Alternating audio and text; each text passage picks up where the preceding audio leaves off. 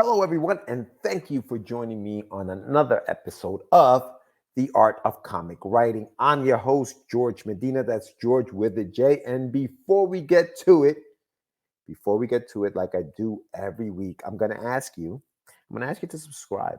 I'm going to ask you to like, and even more importantly, and this is important, share the video. Share it out to anyone who has ever attempted to write a comic, a book, a poem. We talk about writing, and I've had, like you have seen already, I've had some really, really good and interesting writers on the show talking about their different takes on writing and what they do to become better writers and things like that. So if you know anyone who would benefit from something like this, share it out, and don't forget to hit the notification bell so that you don't miss any of these shows. All right. Now it's time to thank the sponsor of today's show, and that is our friends at Gig. Do you have the next best-selling comic book idea but have no idea how to get started because you're an artist and not a writer, or vice versa? Then go to globalindiegroup.com and find exactly what you're looking for. Gig has a list of writers, artists, editors, colorists, letterers, even podcasts on the platform to help you bring that comic book to life. Sign up today and get started, and make sure you provide the promo code WRITING at checkout for a discount. What are you waiting for? Go to globalindiegroup.com today and get started on the next best-selling comic book you've been wanting to create. Life gets in the way. How many times have we used that as an excuse for not finishing a project we're working on? Or is it a reason? Whether it's the 9 to 5 p.m., the job, the family vacation you promised the spouse and the children, the birthday parties you are invited to, weddings, things like that, unfortunate events that sometimes plague us. Whatever the reason, would a place we could escape to clear our minds, sit down and create, help those situations? If you had a workspace, would you be more productive? Would it help you get that book that you are working on or that you've been meaning to work on out into the world? That is what we'll be discussing today with my guest, and see how she tackles the need for her own space. Plus, we're going to be giving her a writing prompt as a parting gift, like I'd like to do on the show. Okay, you know what time it is. And now, without further ado, please welcome a writer, editor, artist, podcaster, and business entrepreneur. She's the editor-in-chief at ASAP Imagination. She's the co-author on the book Points of Villainy, Points of Virtue, and the creator of the comic book Sister Grimm, as well as the dystopian zombie-esque parenting picture book, Babies with Rabies, an ABC Survival Guide. She has, according to her, a dark and twisty sense of humor that pairs nicely with her dark and twisty writing. Please welcome Miss L.A. Cunningham. Hey, what's going on, Lloyd? How are you? Good. Happy to be here. There's that twisty sense of humor of yours. Always excited to chat. Well, listen, I told you it was gonna be a nice little, introduction. So there it is. That was legit. I hope I got everything right. But everyone needs to lower their expectations immediately because that's way too good. It's all true. It's all true. You've done all of the things I mentioned in my introduction. And tonight we're going to be talking about writing. And so I decided to put this thing together, get some writing buddies of mine in here, and just talk shop and talk about writing. In this particular program, I'm going to be asking you some questions about writing and your viewpoints on it, and just get feedback and talk to the people about it. At the end of it, Lori, I told you this before, I am going to have a little writing prompt for you that you don't have to do obviously during the show. Once the show is over, you're going to take that as homework, sit down for maybe 10, 15 minutes, whether you want to write a scene in a comic or you want to write like a short story about the prompt that I'm going to give you. You do that, and everybody watching, you can join in and let me know what you think. Now, you can ready? Find some chat GPT. And nice. Way to go.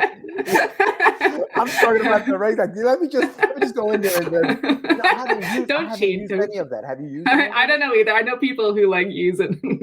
I don't even read them. I can't be bothered. But yeah, I can't. I have an inherent dislike of AI, but it has its purposes. I think people use that for just because it's tough, right? I guess they find writing, they find that easier to do, and it's Yeah, almost like a of shortcut. course, it's way easier to put in some Yes, prompts than to actually come up with ideas exactly, and a story for sure.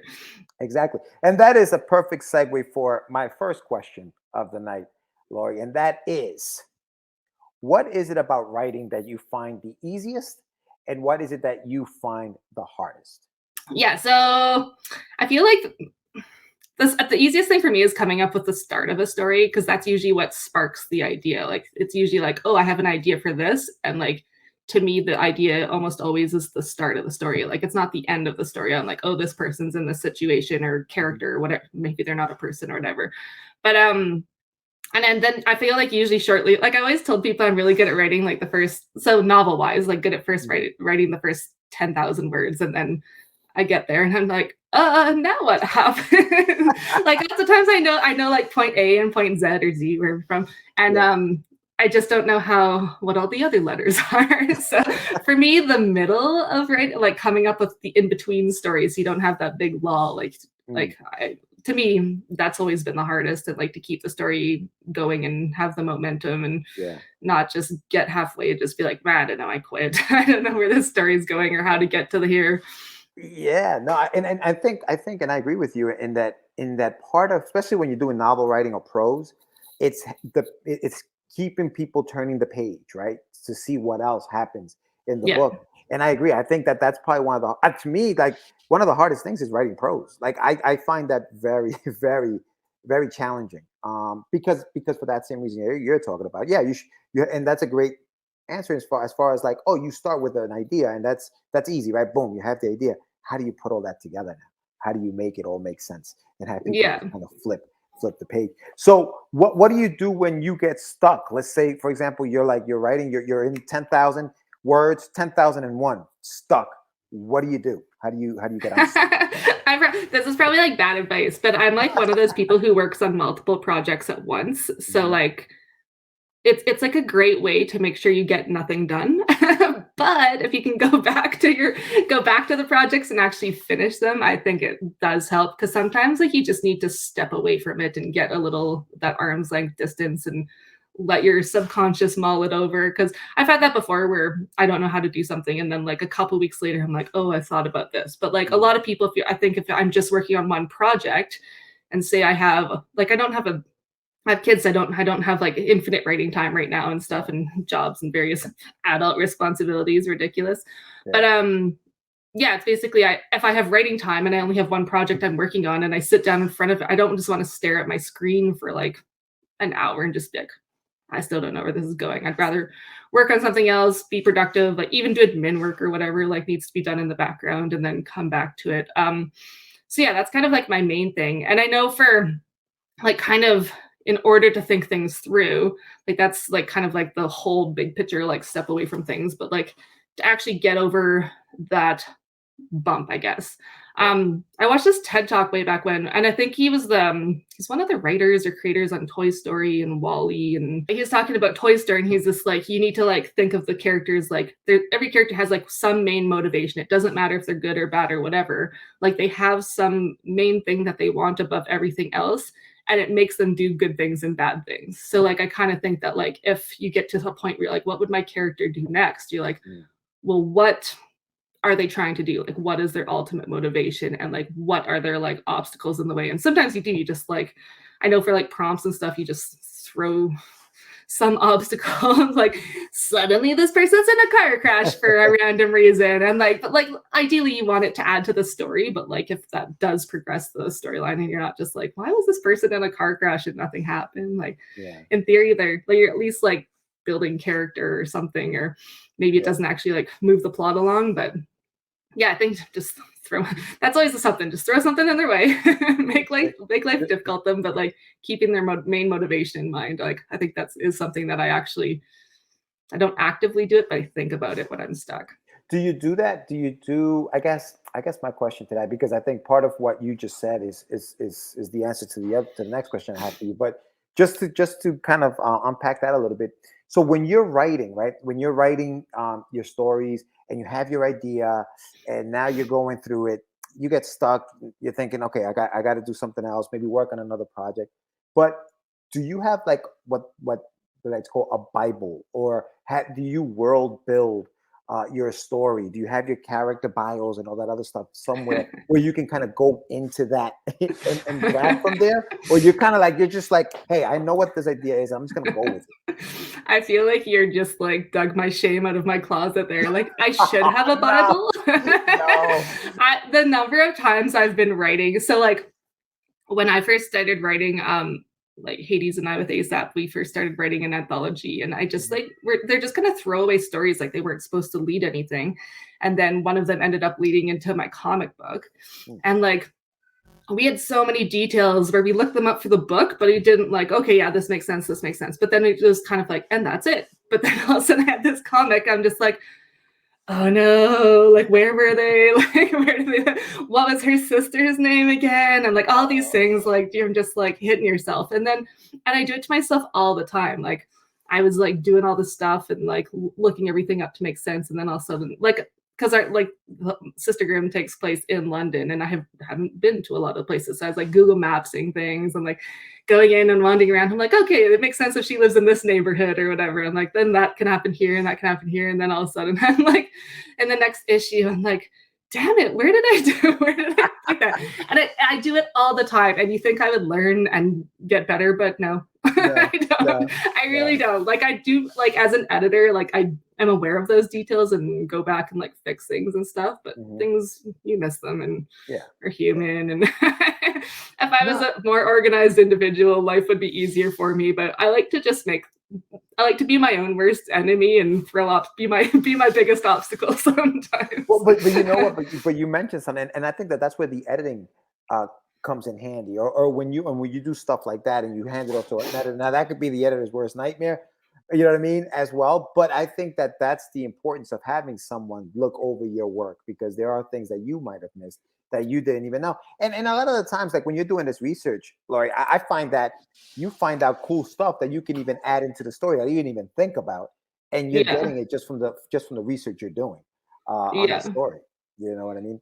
But so I think you kind of answered this question already when you were talking about the tech talk that you heard, which is, what is the most valuable piece of advice you've been given about writing? And it sounds like it was what you were talking about, right? With the TED talk when you were talking about the writer from Toy Story.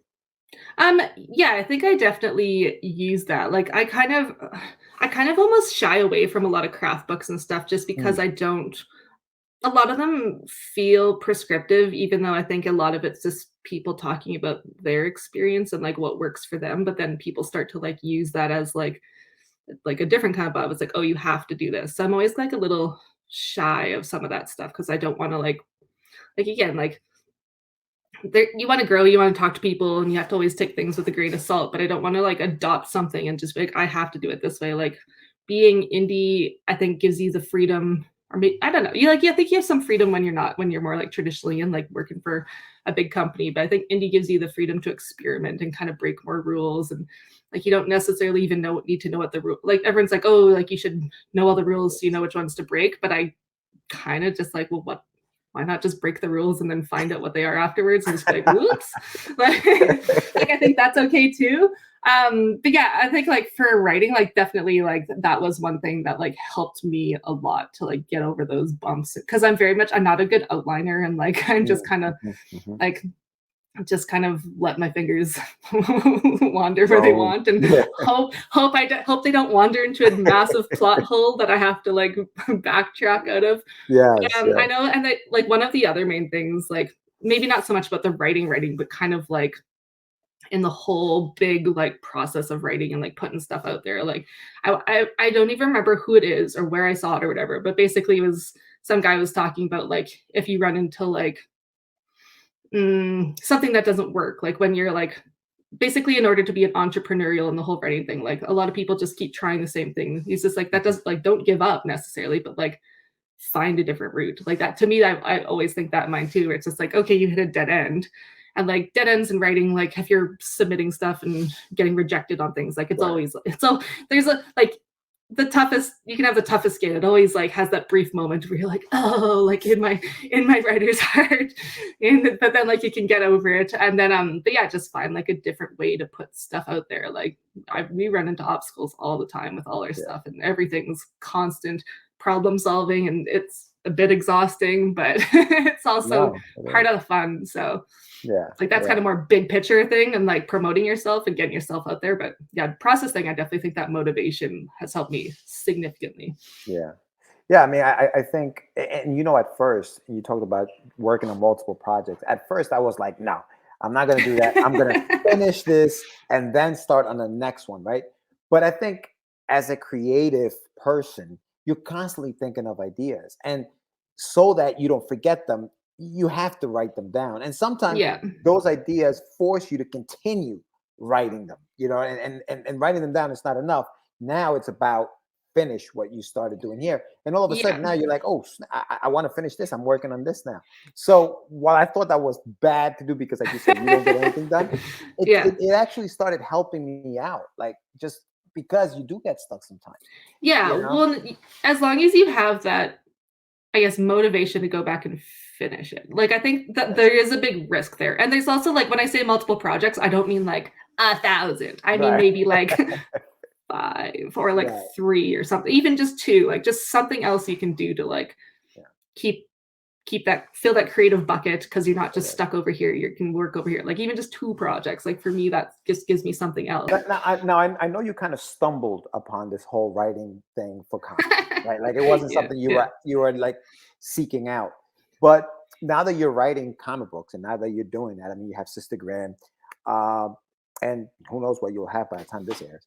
But when writing a comic, is it hard for you, I guess, to dial back the amount of description you're putting into your panels for the artist, or do you kind of leave that up to them? Like, what is your script? Is like a tight script where it's like, okay, panel 1, the camera's here, and they're doing this, or do you kind of just say, you dial it back a little bit? In other words, you don't put as much description in it like you would in, say, a prose book, right? Because you're describing the whole scene.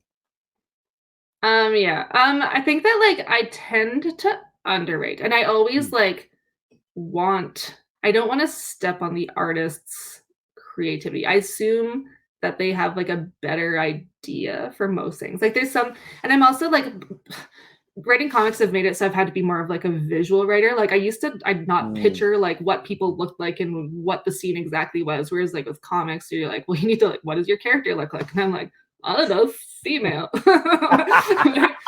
I don't know. Like, what age are they? And you're like, adult? Like, there's like a wide range of stuff. So, like, I had to get like more specific. So, and I think that once I like forced myself to like picture the scene and like use Google Maps to be like, oh, this is what this area looks like and stuff like that. Like, I had to like think about that more. But so there are like some panels that I'm like, this is exactly like how I want it. Like they can still like add details of whatever stuff, but like this camera angle, like this is the dramatic moment that I think, and I think that's usually it. So I think it's for the dramatic moments. I'm like, this is like what it needs to look like. It needs to be like a close up. It needs to be from this angle. But for the most part, I think that I'm like, especially now, like I think I'm trying to step back a little bit more and kind of, because I've written a few now, so and worked with different artists and stuff. And like I've like with my first artist, I was very much like asked for feedback. Like, are you okay with this script, this format, with like this much detail? Like, do you want me to dial it back? And like there was like a good mix and like good communication. And it seems like everyone I've worked with so far has been pretty similar on that. Like there's not much that people said me and I'm just like, no, we need to like fix that, or you were completely wrong. Like typically it's usually close. It's just like a missing detail, or like I was like, this isn't quite, or also there's the thing where you picture something in your head and you're like, but I don't know how an artist would do it. And you're like, oh yeah. And then they do it and you're like, that's not like quite the impact I thought it would be. And you're like, maybe we need to like redesign that panel or remove that panel or something like that. But like I always want the artists to, as long as they understand the story, to like tell it their way as well. I don't want to step on their toes. Like it's very much like, it's that balance, right? Like we're both like, even though like the original story is my idea, like they're the ones who, the comic doesn't exist without the artist. They're the ones who bring it to life and all that stuff. So yeah, like I hope that I just can do that. Like it's nice when you get all like the pencils and the formats and stuff, so you can like pick it out and like Yes. before Yes. they're like, here's the finished product, and you're like, oh my Absolutely. god, oh my god, do I say something? Yeah.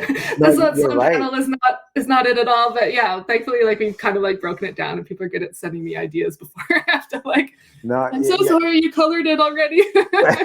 Yeah, That's why that thumbnail stage is so important, right? Like, yeah, yeah, and artists and a lot of artists maybe just want to go right into the page, but it's so important to have that because you're not working alone, right? Like for the artist is not working alone; it's he's working with a yeah, writer. So it's important that you do have that thumbnail. And you know what's crazy? Like I letter all my stuff, right? And lettering my stuff has actually made me more aware of the space that you need to have on the panel. So like when I'm writing for an artist, I tend to put in there, there's going to be a lot of dialogue in this panel, you know, leave room for the dialogue. So things like that. But yeah, no, I agree with you. I think it's part of it is just leave it up to there are some writers who don't. yeah. Like Well, writers that yeah, don't and want to do it. yeah, and I get that like there's a lot of people who like are more prescriptive and stuff. I think that Mhm. like I also want to do the thing where like I don't want to get too specific because I work with like artists of all different skills and stuff. And it's like maybe they can't do what this like they can't make this like it's like that's not even their style. Like I'm asking something that's like completely unreasonable, but it's in my head. I'm like, oh, I need it to look like that. Then I think it's harder to like let it go if they give you something different. Like I want them to give me something and just be and for ideally for the most part it's like even if it wasn't like exactly what I was thinking, I'm just like, no, that's awesome. That still works. That's better. Like I like what you did here. Like just look for ways that it's good still, as opposed to just like, oh, like they how dare you not be in my brain and see like exactly like Oh, they're not yeah, like reading minds, right? And some I yeah. find like hard like explaining art is very hard in Mm, words because you're trying mhm. to explain something visual. Like I know for Sister Grimm, there was like the last page of the one comic because I was working with a new artist, we had worked together, and like he was just like, "Can you try drawing it?" And it's like, and also he's like English, Spanish is his first language too, so it was like also that issue. I'm like, yes, I will Mm, draw it. So I'm like, mhm, mhm. panel stick man, stick man.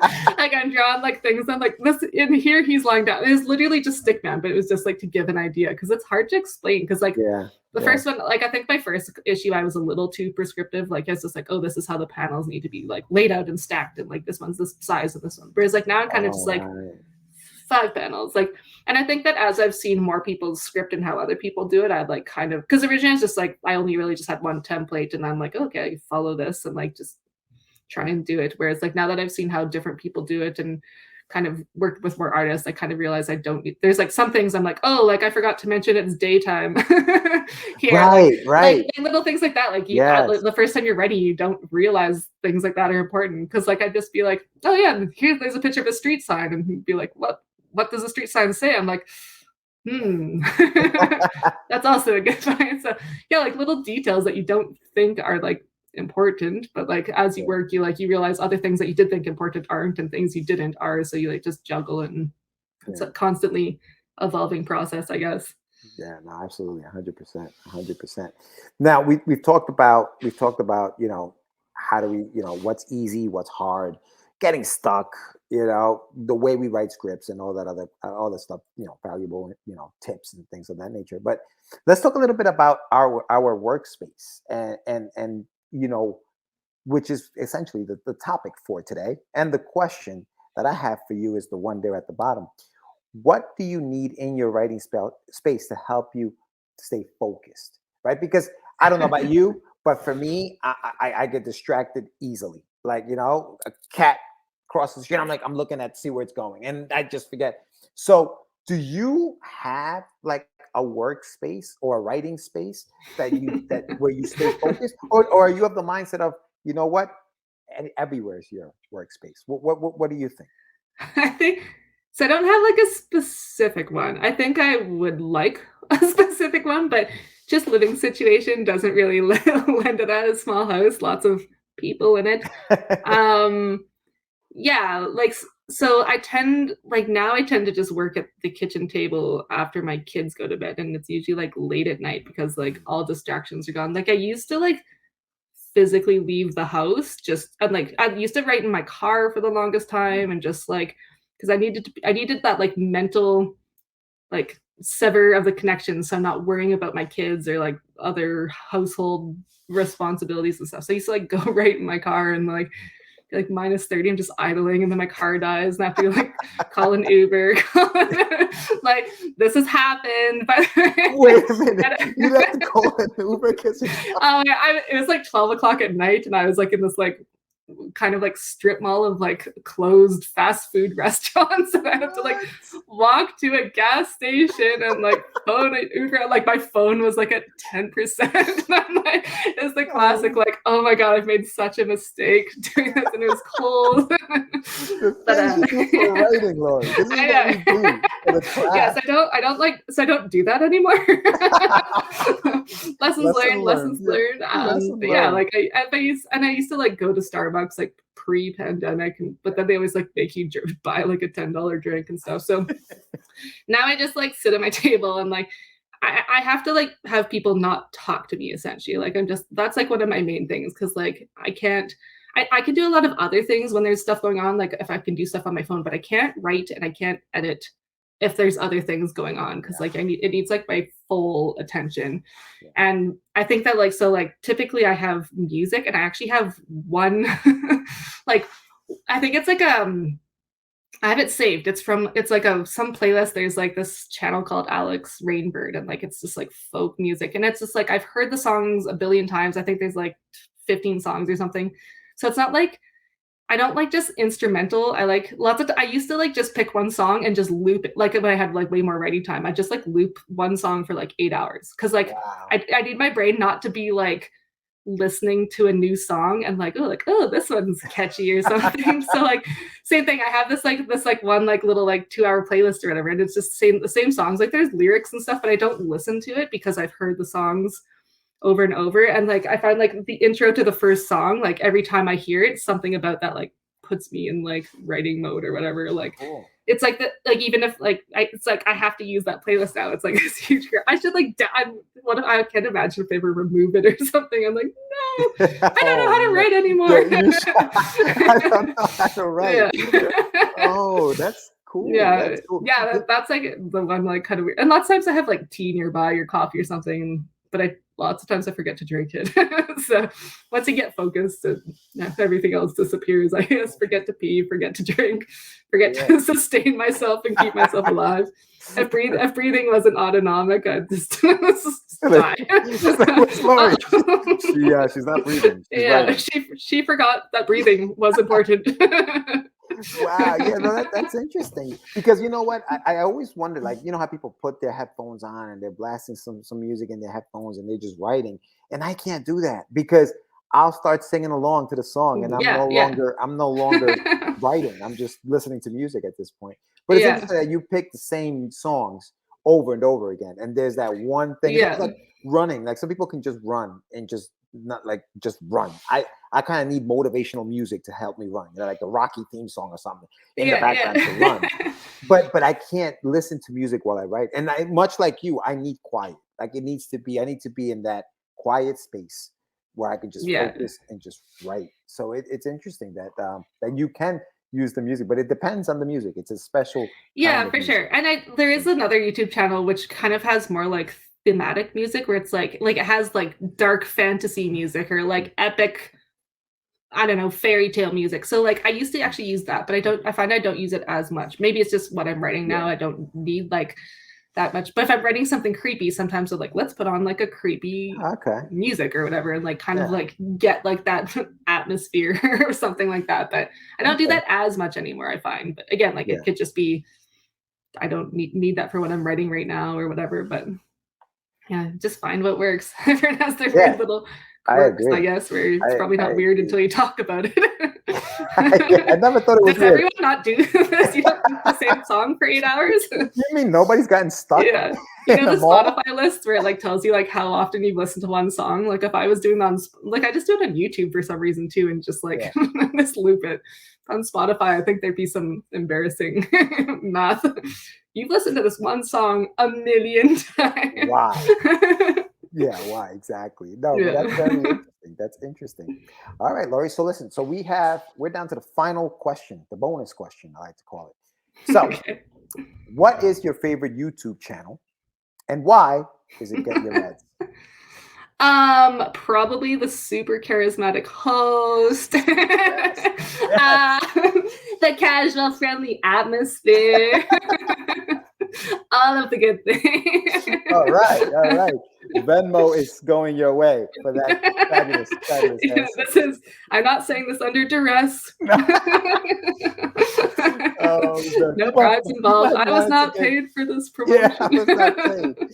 Oh man, no, that's awesome. That's awesome. I appreciate that. And listen, I appreciate you coming on the show and giving us your insight on the whole writing process, because it's like you said, I don't think there is a right or wrong way other than knowing your your fundamentals, right? You know, your plot, your pacing, when you're writing a comic book, your page turners and all that other stuff. But I think for the most part, when you're creating and you're doing your thing, it's like we're indies, right? So indies, we break all the rules, break all the rules. And like you said, find out what they were after you Yeah, broke them up. yeah. After the See what fact, happens. yeah. And I feel like you're not gonna make everyone happy, so like make some You're people not. happy and like You're ignore not. everyone else. Like who cares?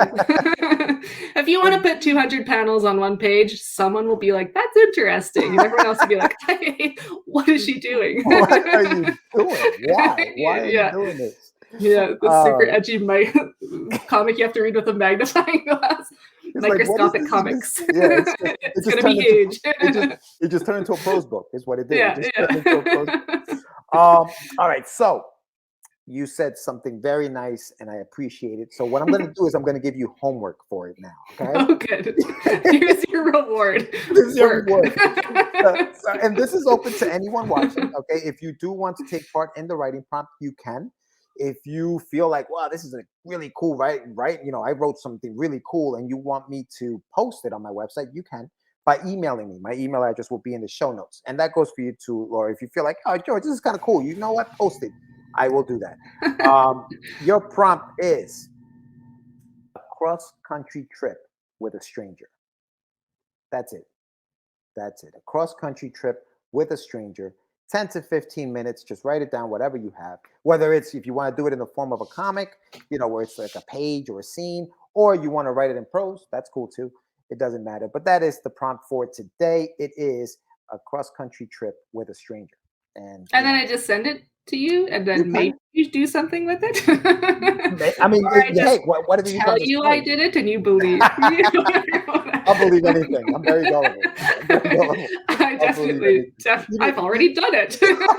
Like super efficient. I believe you. Oh, no, that's awesome. But thank you so much for coming on. I really appreciate this. And thank you, everyone, for watching. And listen, Lori, we'll be talking because we have a lot of stuff going on. So we'll be talking soon. But thank you very much. Okay, sounds good. Thanks for All having right. me. Cool. Thanks. That was L.A. Cunningham. Great, great conversation. Awesome, awesome, awesome person. Awesome personality. She's great and she's very talented. If you guys haven't gotten a chance to check her drink and draw that she does on Thursday nights on the ASAP Imagination YouTube channel, make sure you check her out there as well. And what do you guys think? What is your workspace look like? What does it look like? What's in it? What needs to be in it? What needs to be out of it? Have you ever written inside your car outside until it ran out of gas? Like, tell me your story about your workspace. Put it in the comments below. Throw it down there. And don't forget about the writing prompt if you guys want to get down on it. Cross-country trip with a stranger. With a stranger. Yes, check that out. And thank you so much, everyone, as always, for coming on, checking out the show. Don't forget to subscribe to the channel if you haven't done so already.